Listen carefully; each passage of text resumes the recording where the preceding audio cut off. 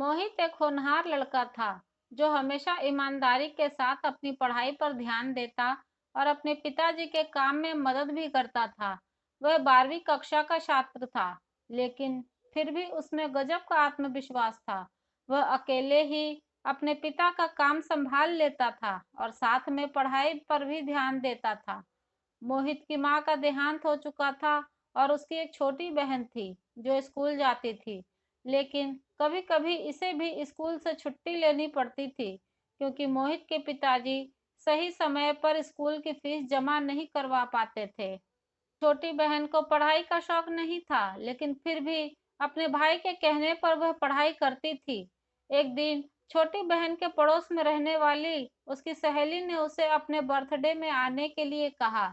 साथ में उसे लाल रंग की ड्रेस पहनने को कहा, क्योंकि उसकी बर्थडे पार्टी की थीम रेड कलर थी। मोहित की बहन इतनी समझदार नहीं थी। वह बार-बार अपने भाई से जिद करने लगी, भैया मुझे नई ड्रेस खरीद कर देना, कल मुझे बर्थडे में जाना है जहाँ लाल रंग पहनना होगा।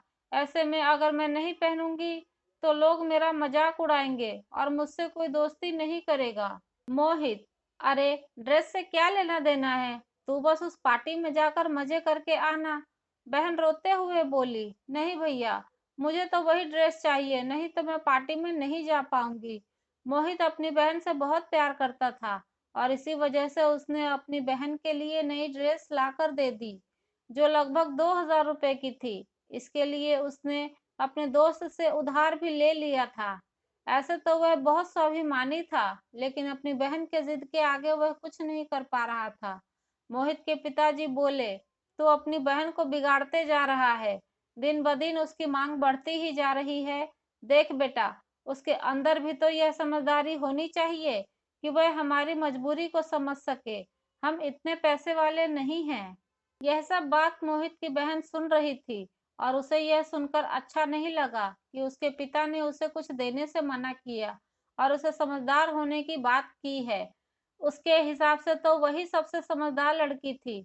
उसने अपने पिताजी और भाई की मजबूरी को भी सुनते हुए नजरअंदाज कर दिया था, क्योंकि उसे तो अपनी मनमर्जी का हर वह सामान मिल जाता था जो वह चाहती थी। मोहित दिन भर अपना काम करता और रात में पढ़ाई करता था। वह अपनी पढ़ाई को छोड़ना नहीं चाहता था।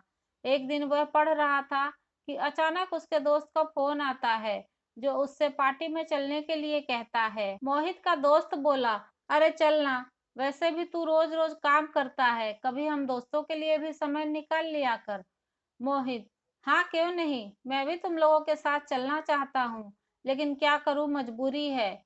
मेरे पास तो पहनने के लिए अच्छे कपड़े भी नहीं हैं और ना ही मैं अपने पिताजी को ऐसी कोई मांग करना चाहता हूँ जिससे मेरे पिताजी परेशान हो जाएं। दोस्त के बहुत कहने पर भी मोहित तैयार नहीं होता और वह पढ़ाई पर ही ध्यान लगाना चाहता है।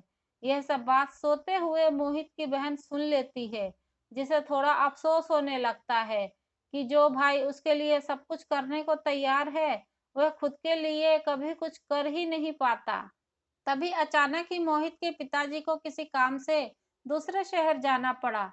मोहित की बहन बोली, भाई, मेरी सहेली बता रही थी कि शहर में एक बहुत अच्छी प्रदर्शनी लगी है, जहां पर सस्ते दामों में तरह तरह के डिजाइनर कपड़े मिल रहे हैं। मुझे भी वहां से कोई अच्छी सी ड्रेस लेकर दे दो ना, जिसे मैं अपने बर्थडे में पहन सकूं और मेरी सहेलियों को नीचा दिखा सकूं। मोहित, तुम गलत सोच रही हो। हमें कभी किसी को नीचा नहीं दिखाना चाहिए, बल्कि अपने कर्मों पर भरोसा रखना चाहिए। बहन बोली, भैया, आप ही मुझे दिला सकते हैं, नहीं तो पिताजी तो हमें लेने ही ना दें। दिन भर अपनी मजबूरी बताते रहते हैं और कभी मेरा ध्यान भी नहीं रखते हैं। मोहित उस समय चुप हो जाता है, क्योंकि उसे अपने पिता की मजबूरी अच्छे से मालूम है, लेकिन छोटी बहन इन सब बातों से अनजान थी। तभी मोहित को ख्याल आता है कि उस प्रदर्शनी में जाने के लिए महंगे पास की जरूरत पड़ती है, जो उसके पास नहीं है। ऐसे में वह दौड़कर अपने गुल्लक को देखने लगता है और एक एक करके पैसे जोड़ने लगता है, ताकि वह अपनी बहन के लिए उस प्रदर्शनी के पास उपलब्ध करवा सके।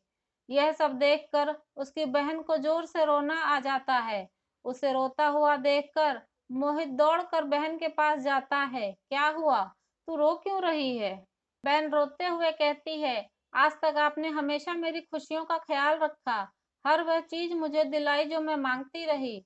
लेकिन कभी भी मैंने आपसे ये नहीं पूछा कि आखिर आप इन पैसों का इंतज़ाम कहाँ से करते हैं?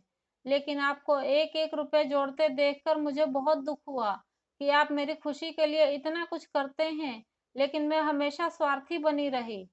मोहित: अरे इतना सोचने की जरूरत नहीं है, आखिर मैं तेरा बड़ा भाई हूँ, मैं नहीं करूँगा तो कौन करेगा? बस उसी वक्त मोहिन की बहन दौड़कर अपने बैग से कुछ निकाल कर लाती है और मोहित की आंखों को बंद कर कहती है, मैं आपके लिए कुछ लेकर आई हूँ। इस बात से मोहित चौंक जाता है।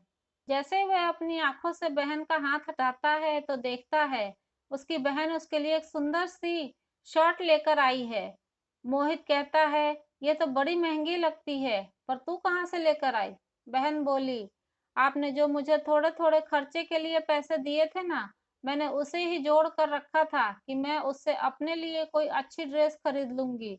लेकिन जब मैंने आपके दोस्त की बात सुनी और आपने उस पार्टी में जाने के लिए मना कर दिया, बस मैंने उसी समय सोच लिया था कि मैं आपको एक शर्ट लेकर दूंगी।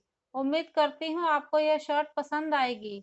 मोहित खुश होते हुए बोला, अरे यह तो बहुत ही अच्छी है, मैं तो सोच भी नहीं सकता कि मेरे लिए कोई इतना भी कर सकता है। बहन भावुक होते हुए, यह तो मेरी तरफ से एक छोटा सा तोहफा है, लेकिन आज तक आपने जो मुझे प्यार और सम्मान दिया है उसकी तो कोई तुलना नहीं की जा सकती। अब मैं हमेशा आपका और पिताजी का हाथ बटाऊंगी और कभी भी फिजूल खर्ची नहीं करूंगी। अब मैं समझ गई हूँ कि जितनी चादर होती है, हमें पैर भी उतना ही फैलाना चाहिए। बहन की समझदारी वाली बातों को सुनकर मोहित की आंखों में भी आंसू आ जाते हैं और तभी पिताजी वहां खड़े होकर उन दोनों को देखने लगते हैं। अब पिताजी की आंखों में भी मोहित के साथ बेटी के लिए भी गर्व के भाव आते हैं और वे दोनों बच्चों को गले से लगा लेते हैं। उम्मीद है आपको वीडियो पसंद आई होगी, तो लाइक और शेयर करना ना भूलें। चैनल पर नए हैं तो सब्सक्राइब जरूर कर लें। अपना बहुत ख्याल रखें।